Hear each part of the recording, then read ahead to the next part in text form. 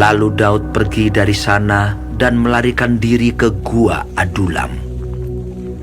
Ketika saudara-saudaranya dan seluruh keluarganya mendengar hal itu, pergilah mereka ke sana mendapatkan dia. Berhimpunlah juga kepadanya setiap orang yang dalam kesukaran, setiap orang yang dikejar-kejar tukang piutang, setiap orang yang sakit hati. Maka ia menjadi pemimpin mereka. Bersama-sama dengan dia ada kira-kira 400 orang. Dari sana Daud pergi ke Mispa di Moab dan berkata kepada raja negeri Moab, "Izinkanlah ayahku dan ibuku tinggal padamu, sampai aku tahu apa yang dilakukan Allah kepadaku." Lalu diantarkannyalah mereka kepada raja negeri Moab, dan mereka tinggal bersama dia selama Daud ada di kubu gunung. Tetapi Gad, nabi itu, berkata kepada Daud, "Janganlah tinggal di kubu gunung itu. Pergilah dan pulanglah ke tanah Yehuda." Lalu pergilah Daud dan masuk ke hutan Keret. Hal itu terdengar oleh Saul, sebab Daud dan orang-orang yang bersama-sama dengan dia telah diketahui tempatnya. Adapun Saul ada di Gibea, sedang duduk di bawah pohon tamariska di bukit, dengan tombaknya di tangan, dan semua pegawainya berdiri di dekatnya. Lalu berkatalah Saul kepada para pegawainya yang berdiri di dekatnya, "Cobalah dengar, ya orang-orang Benyamin. Apakah anak Isai itu juga akan memberikan kepada kamu sekalian ladang dan kebun anggur? Apakah ia akan mengangkat kamu sekalian menjadi kepala atas pasukan 1000 dan atas pasukan 100? Sehingga kamu sekalian mengadakan persepakatan melawan aku, dan tidak ada seorang pun yang menyatakan kepadaku bahwa anakku mengikat diri dengan anak Isai itu. Tidak ada seorang pun dari kamu yang cemas karena aku, atau yang menyatakan kepadaku bahwa anakku telah menghasut pegawaiku melawan aku menjadi penghadang seperti sekarang ini." Lalu menjawablah Doeg orang Edom itu, yang berdiri dekat para pegawai Saul, katanya, "Telah kulihat bahwa anak Isai itu datang ke Nob kepada Ahimelek bin Ahitub. Ia menanyakan Tuhan bagi Daud dan memberikan bekal kepadanya. Juga pedang Goliat orang Filistin itu diberikannya kepadanya."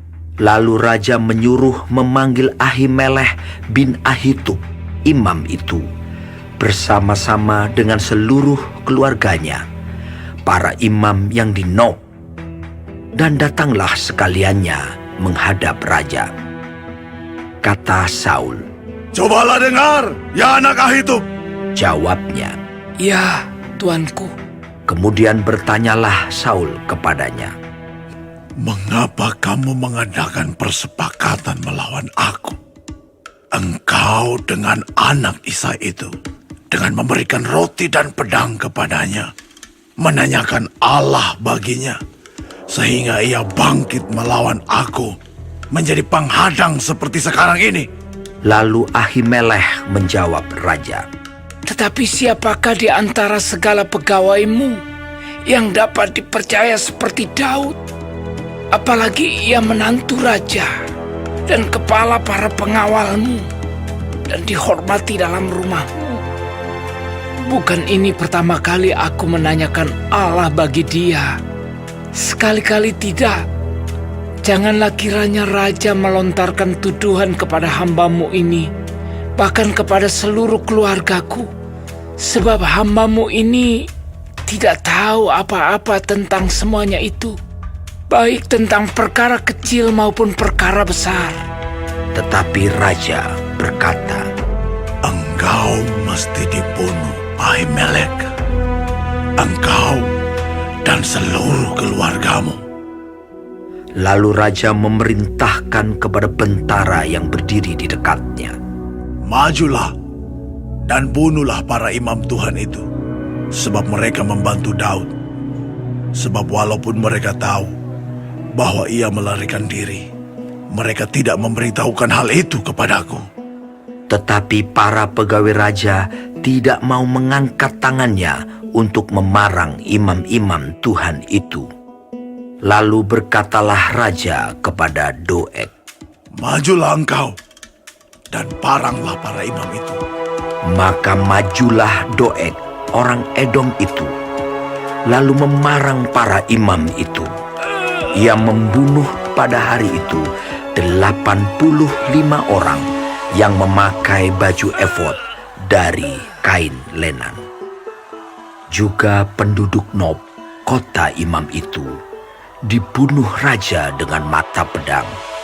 Laki-laki maupun perempuan, kanak-kanak maupun anak yang menyusu, pula lembu, keledai, dan domba dibunuhnya dengan mata pedang.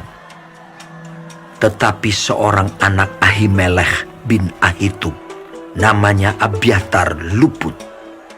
Ia melarikan diri menjadi pengikut Daud. Ketika Abiatar memberitahukan kepada Daud bahwa Saul telah membunuh para imam Tuhan, berkatalah Daud kepada Abiatar, Memang pada hari itu juga ketika Doeg, orang Edom itu ada di sana, aku telah tahu bahwa pasti ia akan memberitahukannya kepada Saul. Akulah sebab utama daripada kematian seluruh keluargamu. Enggaklah padaku, janganlah takut. Sebab siapa yang ingin mencabut nyawamu, ia juga ingin mencabut nyawaku. Di dekatku engkau aman,